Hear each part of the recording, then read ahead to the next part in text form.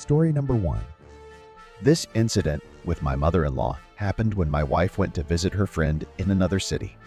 She encountered some problems there, although I don't know the details. In the meantime, I went to work and then spent time with friends at a cafe.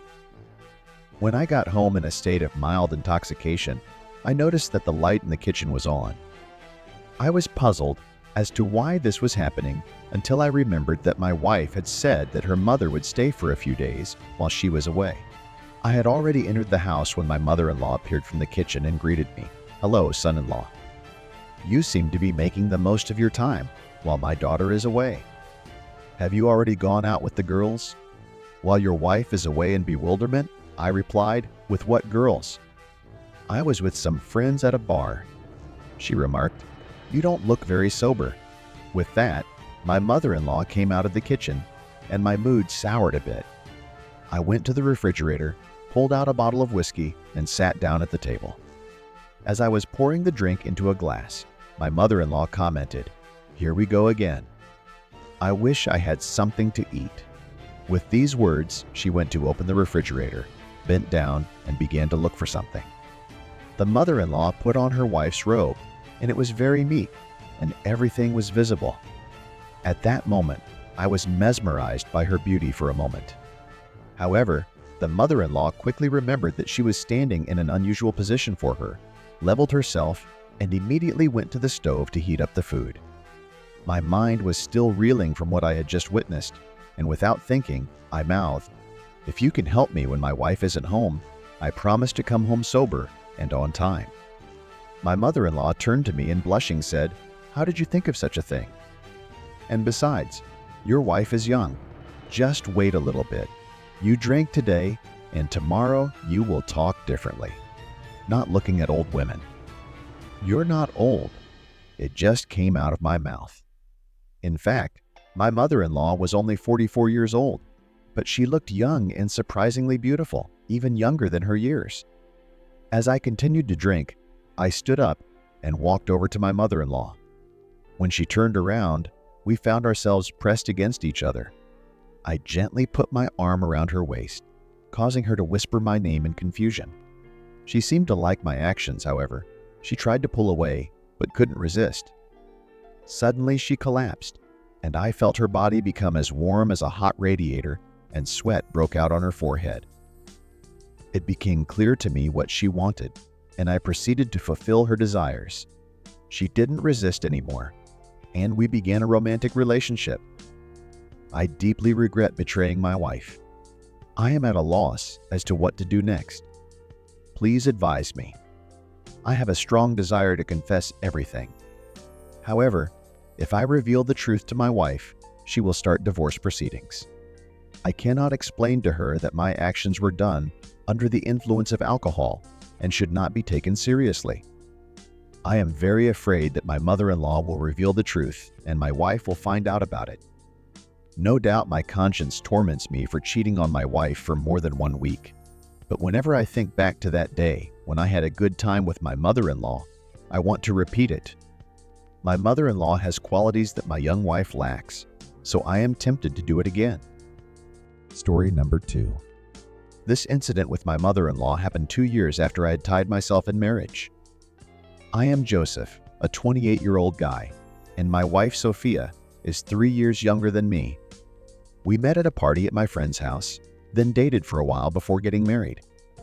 I had to move in with my wife because my younger brothers lived with me in my apartment, and that didn't allow for living with my young wife. Even though everything was fine, my mother-in-law was hard to please. She seemed to be constantly dissatisfied, perhaps because of the divorce and the single life in bed. She insulted me every chance she got, especially when my wife wasn't around. She criticized me for not making enough money and would barge into our room at any time, even in the evenings when my wife and I wanted to be alone. I hoped the situation would change for the better, but when I couldn't take it anymore, I told my wife that we needed to move to a rented apartment or consider divorce. Seeing my wife suffering from what I said, I could not accept it, and we continued to live together as before. I had a busy day at work, and then my mother-in-law started berating me at home. I turned around and left, slamming the door hard. I had to go back to work again, and in a conversation with my senior colleagues, I shared my problems. To my surprise, they suggested that I spend some time with my mother-in-law at night to solve the problem. I was dumbfounded by their suggestion, but they assured me that it would help me forget my problems. Alternatively, they suggested that I divorce my wife. I reflected on their advice and decided that if the opportunity presented itself, I would give it a try. My mother-in-law had a house outside of town where she spent her weekends, and my wife and I had been there several times. Coincidentally, my mother-in-law asked me to help her plant strawberries, and since it was a Saturday and I had no work, I agreed to keep her company. In the morning, I packed everything I needed, and we took the bus to the village, leaving my wife at home. We quickly planted strawberries and then refreshed ourselves in the shower I'd built last summer. After lunch, I stepped out of the cabin for a smoke. My mother-in-law came over to me, and we ended up having a heated argument. She was telling me that I had planted the strawberries wrong. I tried to speak in my defense, but she would not stop and shouted and shouted. Finally, I couldn't stand it anymore and went over to her, gave her a big hug, and pushed her against the wall. I'm sure she didn't expect her son-in-law, who she probably thinks is a loser, to behave this way. She tried to break free, but I held her tightly, and within moments, our beautiful love story began. Eventually, however, I decided to take a little break from my mother-in-law and took a smoke break. She sat silently watching me, and I couldn't help but think of my coworkers at work who had given me the right advice. But then I came back to reality, and everything was repeated from the beginning. I took my mother-in-law to the bedroom, and we played again because we were alone and could do whatever we wanted. I took full revenge on my mother-in-law for her screaming and humiliating me as a man. Despite all this, my mother-in-law has become very kind to me, but I still have a burden on my conscience. I can't keep lying to my wife. I want to confess everything to her, but I need advice on how to do it gently. Story number 3. Hi, my name is Edward, and I would like to share my life story with you. I live in a beautiful private home with my wife and her parents. My wife is a beautiful and slim 23-year-old girl, and I am 3 years older than her. Her parents, who are not elderly, mother-in-law is 43 years old. Father-in-law is 2 years older than her. They are both kind and quiet people. We have lived harmoniously together for 2 years now, without quarrels or conflicts. Mother-in-law works as an accountant, and father-in-law is engaged in the production of wooden windows at the same factory. As for me, I am a professional furniture maker, and I am constantly traveling around the city, fulfilling orders. I have 2 reliable assistants named Kenneth and Frank. Meanwhile, my wife Carolyn stays home and is actively looking for work. One day, my mother-in-law came home from work and informed me that one of her coworkers had asked if I could make kitchen furniture for her. I explained that I didn't have a job at the moment, but offered to drive over and see what needed to be done. I asked my mother-in-law to give me the address, to which she replied that she already knew it and would write it down on a piece of paper. That same night, after eating dinner and going to bed, I woke up the next morning, drank coffee, and picked up the piece of paper with the address that my mother-in-law had left on the kitchen table. Then I went to her friend's house. It was her day off, so I quickly found her apartment. As I walked up the stairs and rang the doorbell, I saw a tall, beautiful woman. Surprisingly, she looked even younger than my mother-in-law. I said hello to her, and she replied that her name was Emily. In response, I introduced myself as Edward. Smiling, she invited me into the house. We headed into the kitchen and began discussing what needed to be done and when. Once I understood her preferences, I took the measurements and said goodbye to my hostess, then headed home. A week later, when the order was ready, I called Emily to see if she was ready to deliver and assemble the furniture. She informed me that the day after tomorrow would work for her, which was Saturday.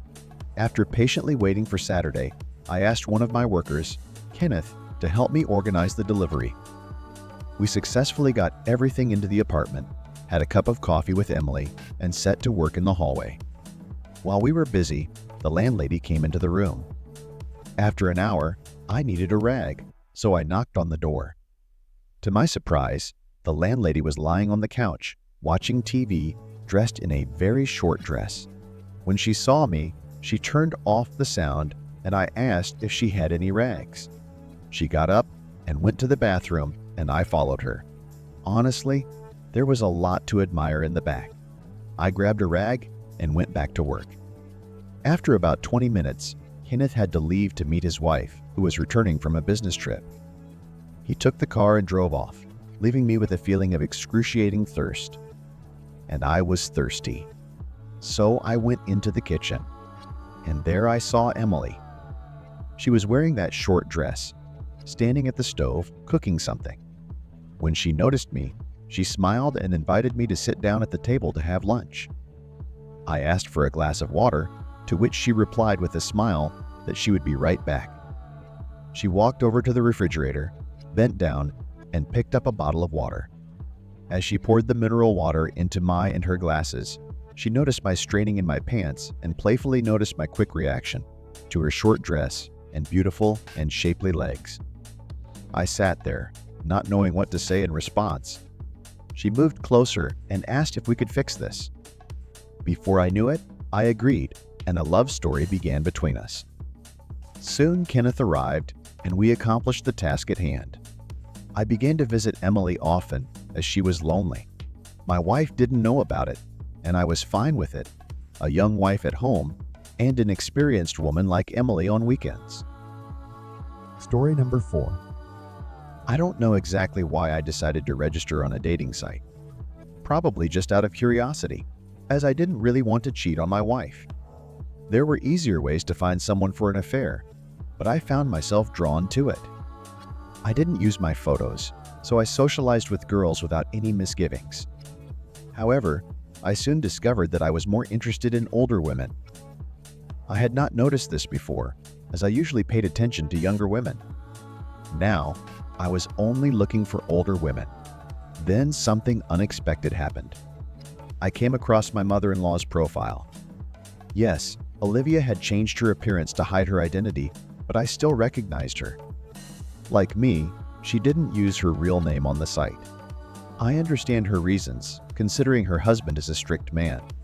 But I will not tell my wife's father anything about her actions. Especially considering I'm no better. I could have easily closed my mother-in-law's profile and continued browsing girls I don't know, but I couldn't resist. And within a minute, I sent her my first message. And then it all started. After an hour of our communication, Olivia, that was her name on the site, and in real life, she wouldn't change her name, shared her hidden photos with me and hinted at a date. From then on, I felt more confident during our correspondences. The photos were pretty bold. Over the next week, I corresponded with my mother-in-law at every opportunity.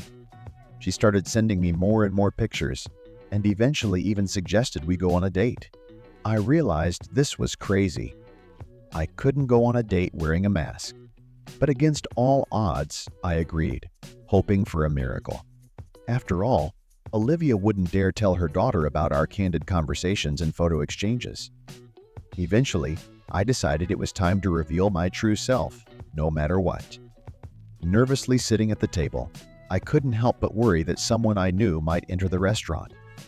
But when she entered the restaurant, everything changed. The nerves disappeared, and my gaze settled on my mother-in-law. I waved and called out softly, "Ryan." Her eyes widened in surprise. "What are you doing here?" she asked, looking around restlessly. I smiled and replied, "Oh, just waiting for a woman from a dating site. And it looks like the most beautiful woman in the world just got here, and it's you." She laughed, although it was a little hysterical, but I managed to calm down. It was the most amazing date of my life. Sitting across from each other, we stared intently into each other's eyes, trying to appear casual so as not to attract attention.